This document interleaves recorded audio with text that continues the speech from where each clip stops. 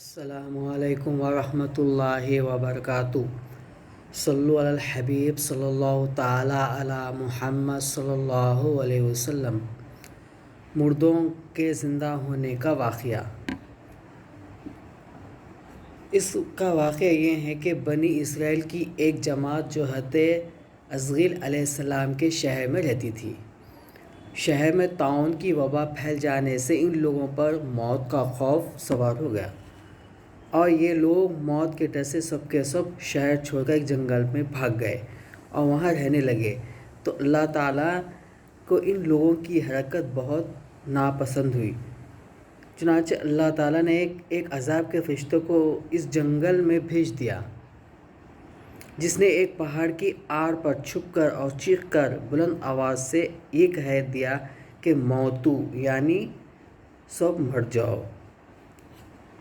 اس مہلک اور بھیانک چیخ سن کر بغیر کسی بیماری کے بالکل اچانک یہ سب کے سب مر گئے، جن کی تعداد 70,000 تھی۔ ان مردوں کی تعداد اس قدر زیادہ تھی کہ ان لوگوں کے کفن و دفن کا کوئی انتظام نہیں کر سکتے، اور ان مردوں کی لاشیں کھلے میدان میں بے گوار کفن 8 دن تک پڑی رہی، سڑنے لگی اور بے اتنا تعفن بو سے پورے جنگل بلکہ اس کے اطراف بو پیدا ہو گئی۔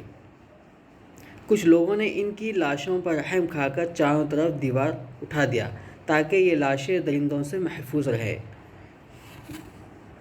کچھ دنوں کے بعد حضرت عزرائیل علیہ السلام اس جنگل میں ان لاشوں کے پاس گزر ہوا تو اپنی قوم کے 70,000 انسانوں کی اس موت کی ناگہانی اور بے کور کفن لاشوں کی فراوانی دیکھ کر رنج و غم سے ان کا دل بھر گیا اور آبدہ ہو گئے، اور باری تعالیٰ کے دربار میں دکھ بھر سے دل سے گر گڑا کر دعا مانگنے لگے۔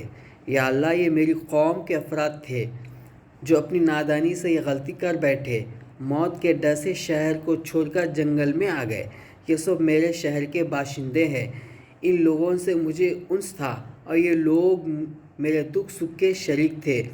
افسوس کہ یہ میری قوم ہلاک ہو گئی اور بالکل اکیلا میں رہ گیا۔ اے میرے رب، یہ وہ قوم تھی جو تیری حمد کرتی تھی اور تیری توحید کا اعلان کرتی تھی اور تیری کبریائی کا خطبہ پڑھتی تھی۔